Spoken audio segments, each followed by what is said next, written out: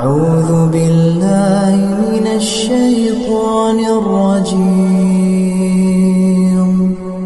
بسم الله الرحمن الرحيم.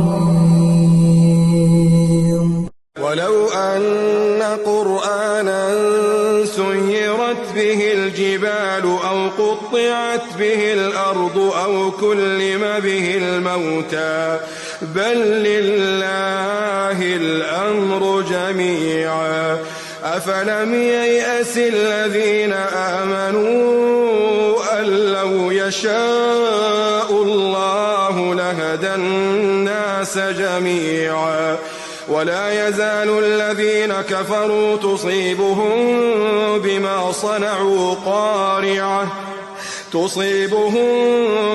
صنعوا قارعة أو تحل قريبا من دارهم حتى يأتي وعد الله إن الله لا يخلف الميعاد